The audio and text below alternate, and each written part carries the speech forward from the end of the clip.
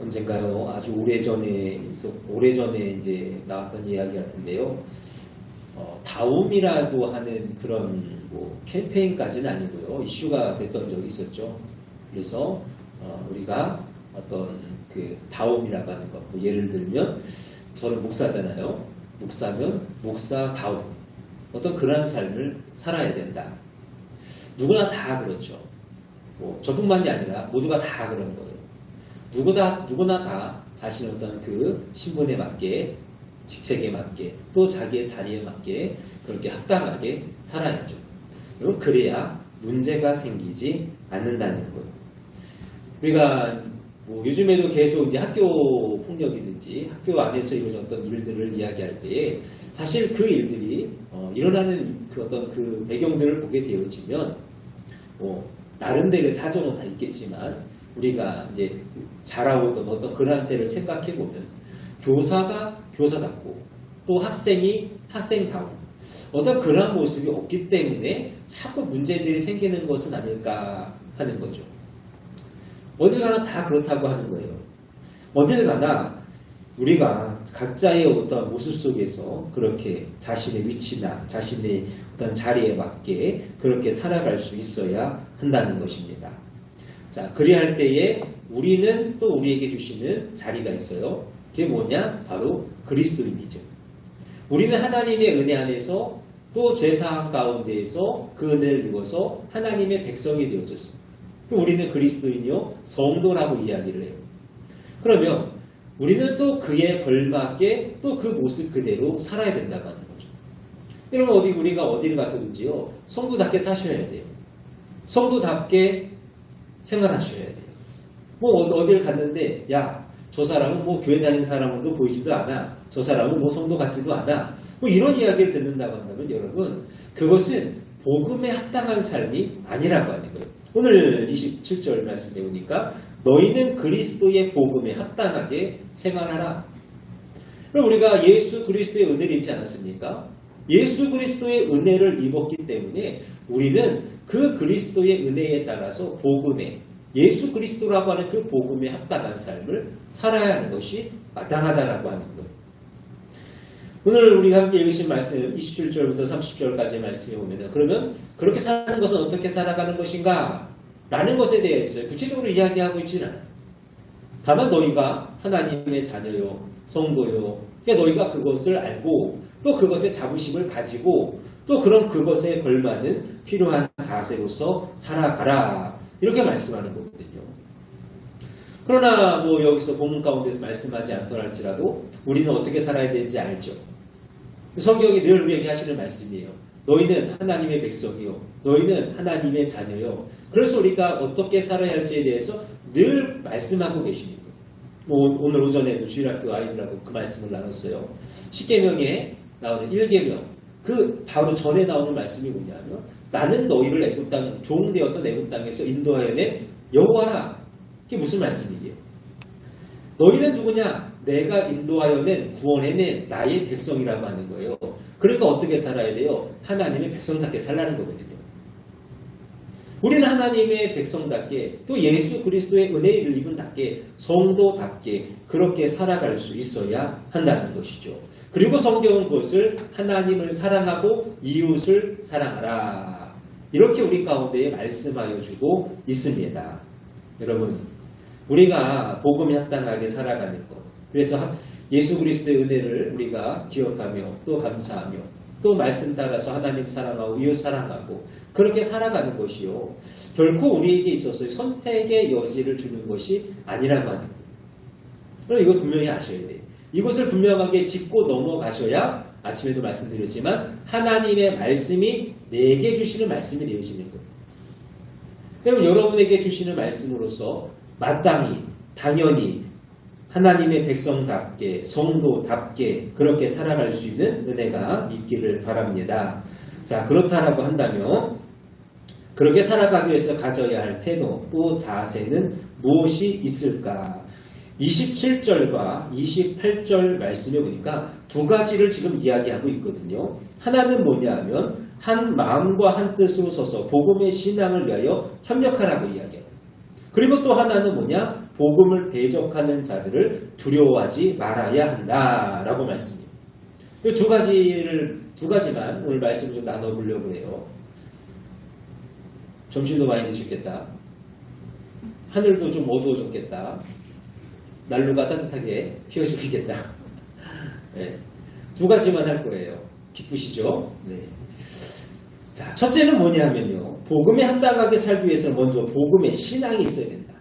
여러분 세상에 나가보면 얼마나 많은 신앙이 있습니까? 사상이 있고요. 철학이 있어요. 저마다 가는 곳마다 서로가 이야기하고 주장하는 것들이 다 있어요. 근데 그 가운데에서 그냥 너희는 너희끼리 잘 살아라. 그 정도 되어주면 좀 고마운데 그 변질되어진 것이 잘못되어진 것이 자꾸 교회로 들어와. 자꾸 우리의 신앙에 들어오려고 그래요. 그래서 우리를 유혹하기도 하고 우리를 또 핍박하려고 하기도 하죠. 그럼 우리가 이런 모습 속에서 어떻게 되느냐? 그런 것들을 우리 가운데 막기를 위하여서 한 마음과 한 뜻으로 서서 복음의 신앙을 위하여 협력할 수 있어야 된다고 하는 거죠. 자, 여러분 보세요. 협력이라고 하는 단어가 뭐냐면요. 함께라고 하는 단어가 있어요. 그리고 그 뒤에 싸우다, 경주하다 그 단어가 붙은 거예요. 그러니까 우리는 함께 싸우는 것이고 함께 경주하는 거예요. 여러분 교회를 한번 생각해 보세요. 어떤 한 사람이 잘한다라고 해서 한 사람이 이끌어간다라고 해서 그게 됩니까? 그게 안 돼요. 어떤 한 사람이 열심히 부지런히 한다라고 해서 그 교회가 바른 교회가 되고 진리의 교회가 됩니까? 그렇지가 않다고 하는 거예요. 교회라고 하는 것은요. 한 몸과 한 마음과 한 뜻으로서 우리가 협력하여 나아갈 수 있어야 된다고 하는 겁니다. 그래서 이 협력하다라고 하는 단어를 어디서 우리가 상상해 보면 좋으냐면요. 옛날에 그 로마 시대의 배경으로 한 영화들 보셨습니까? 네, 늘 성경 보시고 말씀 보시고 기도하시느라 그렇죠? 네, 저는 몇 번 본 것 같아요. 이렇게 일렬로 서요. 일렬로 쭉 쓰고 또 쓰고 또 쓰고 이렇게 싸웁니다. 그러면 전이 시작되면 한 줄씩 나가요. 앞으로. 막 뛰어나가지도 않고 그냥 한 줄씩 줄 맞춰 나가요. 그럼 그들이 싸우는 거 한 줄이. 그러다가 그들이 다 죽으면 그 다음 줄이 나가고. 그러면 함께 싸우다라고 하는 표현은요. 바로 이런 표현이에요. 나 혼자 살겠다고 나 혼자 뭐 하겠다고 열심히 혼자 싸우는 게 아니라 다 함께 나가서 죽든지 살든지 다 같이 나가 싸우는 거예요. 여러분 미식축구, 럭비라고 그러잖아요. 그 하는 거 보셨어요? 처음에 시작을 하잖아요. 그러면 서로 그 등치 많은 사람들끼리 막 붙어요. 최대한 붙어요. 왜 붙는지 아십니까? 상대방의 공격으로부터 그것을 지켜내려고 서로 뭉치는 거예요. 힘을 합치는 거예요. 그래야 상대방이 뭐 어깨를 밀치든 뭘로 하든 뚫리지 않는 거거든요. 그렇게 나아가는 거예요. 한 마음과 한 뜻으로 우리가 서로 협력하여 나아간다고 하는 것은 그렇게 모두가 다 함께 한 마음 한 뜻으로 그렇게 우리가 함께 싸워 나아가는 것 그것을 이야기하고 있다라고 하는 것이죠. 그렇게 하기 위해서 우리가 어떻게 해야 되느냐? 서 있어야 된다라는 겁니다. 여러분 서 있는 것 어떻게 생각하세요? 제가 이렇게 주일날 끝날 예배를 다 마치고 이제 집에 들어가면 사모한테 늘 하는 이야기가 있어요. 늘은 아니고 가끔 하는 이야기가 있어요. 주중에는 당신이 힘이 드니까 내가 다리를 주물러 주겠지만 주일만큼은 나한테 다리 주물러 달라 얘기하지 마라. 왜냐하면 주일은 오전 예배, 오후 예배 이렇게 서 있어야 되니까 다리가 아파요 사실. 그러니까 나도 다리가 아프니까 주일만큼은 주물러 달라고 하지 마라. 그렇게 이야기하거든요. 여러분 서 있는 것이 편하겠어요? 누워 있는 것이 편하겠어요? 당연히 누워 있는 게 편하죠. 당연히 누워 있는 게 편하고 앉아 있는 게 편한 거예요. 근데 지금 바울이 하는 말이 뭡니까? 너희는 복음에 합당하게 살아가기 위해서 서 있으라고 하는 거예요. 그럼 서 있다고 하는 것. 여러분 복음에서 살아가기 위해서는요 힘들다고 하는 거예요. 어렵다라고 하는 거예요. 특히나 우리가 함께 협력하여 나아가는 것, 그 일을 위하여서는요 우리의 마음 가운데에 때로는 우리의 삶 가운데 여러 가지 어려움의 모습들이 분명하게 있다고 하는 것입니다. 그래서 성경에서 우리 가운데에서 요구하고 계시는 것, 너희는 말세의 때에 굳게 서서 진리의 허리띠를 띠고 의의 호신경을 붙이고 구원의 투구를 쓰고 말씀의 검과 믿음의 방패를 가지고 평안의 복음에 예비한 신발을 신고 복음의 신앙을 위하여서 우리가 그러한 모습으로서 서 나아가 그렇게 우리가 서서 힘써서 함께 싸고 함께 경주하여 나아가는 것, 그것이 바로 복음에 합당한 삶이라 하는 것입니다. 사랑하는 여러분, 우리는 모두가 어떻습니까? 서로가 다 다른 거예요. 서로 생각이 다르고 이상이 다르고 서로 바라보는 것이 다 다를 수 있어요. 정치적으로나 사회적으로나 우리가 가지고 있는 것이 서로 각자가 다 다릅니다. 그럼 우리가 그러할 때에 서로 간의 어떤 이해관계를 위해서 우리가 협력할까요? 어떤 유익을 위해서 우리가 협력하며 우리가 손을 잡을까요? 아니라고 하는 거예요. 교회는, 하나님의 성도는 오직 주의 복음을 위하여서 우리가 함께 협력하여 싸우며 경주하여 나아가야 될 줄로 믿습니다. 그리고 두 번째로 대적을 두려워하지 않는 것. 자, 우리가 복음에 합당한 삶을 살아가려면 이게 어떻게 되느냐? 당연하게도 핍박과 어려움, 박해라고 하는 것이 따라온다고 하는 거죠. 자, 디모데후서 3장 12절 말씀입니다. 거기 말씀해 보면 그리스도 예수 안에서 경건하게 살고자 하는 자, 거룩하게 살고자 하는 자 핍박을 받으리라 라고 말씀해요. 내가 하나님 안에서 거룩하게 살아가길 원하고 내가 하나님 안에서 경건하게 살아가길 원한다고 한다면 핍박을 받으리라 라고 분명하게 성경은 우리 가운데 말씀하는 거죠. 우리가 하나님을 믿고 예수 그리스도 안에서 구원함을 얻은 그 확신을 가지고 이 세상을 바라보면 참 기분이 좋습니다. 참 아름다운 세상이에요. 그렇죠? 하나님이 나를 사랑하시는 것 같고 하나님이 나를 특별하게 이렇게 바라보시는 것 같고 얼마나 기쁘고 얼마나 감사해. 그러면 우리의 남은 생활도 마치 유람선을 타는 것처럼 그냥 이렇게 유유자적 지내면서 여기를 가도 하나님의 은혜고 여기를 가도 하나님의 사랑이고 여기에 있어도 하나님의 온유하심이 나를 가득 채우고 우리가 그렇게 살아가는 것을 기대해요. 그러나 실상 우리의 삶은 어떻습니까? 여기를 가도 싸우고 저기를 가도 싸우고 또 여기를 가도 부딪히고 내가 신앙으로 복음으로 살아가려고 하면요. 여러분 가는 곳마다 내가 있는 곳마다 분명하게 핍박을 당하든지 어려움을 만나든지 하는 그러한 일들이 생긴다고 하는 거예요. 왜 그런가? 우리가 서로 그냥 예수를 믿지 않는 상황 속에서는 모두가 다 어둠 가운데 지내는 거예요. 다 어둠 가운데 사는 거예요. 근데 우리가 그리스도를 믿었어요. 그리스도의 그 빛을 받았어요. 그러면 이제 우리는 뭡니까? 빛의 자녀거든요. 그럼 더 이상 어둠이 아니에요. 그럼 사람들과 우리는요. 구별이 되는 거예요. 구별이 되어지는 거예요. 내가 뭐 특별하게 잘못하고 내가 특별하게 저 사람들한테 뭐 악한 것을 해서가 아니라 단지 내가 구별되어졌기 때문에 세상이 나를 향하여 우리를 향하여서 핍박하며 박해하며 그렇게 다가온다는 거예요. 자, 그러할 때에 성경이 하시는 말씀이 뭐예요? 본문이 하시는 말씀은 두려워하지 말라 하는 것입니다. 여러분 여기서 두려워하다라는 표현은요. 이런 표현이에요. 여기 보면은 고양이 많잖아요. 그렇죠? 여러분들 선한 마음을 가지시고 동물을 사랑하셔야 하잖아요. 그렇죠? 근데 가끔 가다가 이제 마음에 좀 이렇게 호기심, 아니 장난의 마음이 들 때가 있어요. 그럼 고양이가 뭔가 이렇게 집중하고 있으면요. 아무리 귀가 밝아도요. 잘 못 들을 때가 있더라고요. 조용히 뒤로 가요. 그래서 갑자기 발소리를 탁 내는 거죠. 그러면 고양이들이요. 정말 심하게 놀라는 애들이요. 펄쩍 뛰어요. 보셨습니까? 펄쩍 뛰면서 뒤도 안 돌아보고 도망가거든요. 다들 착하게 사셔서.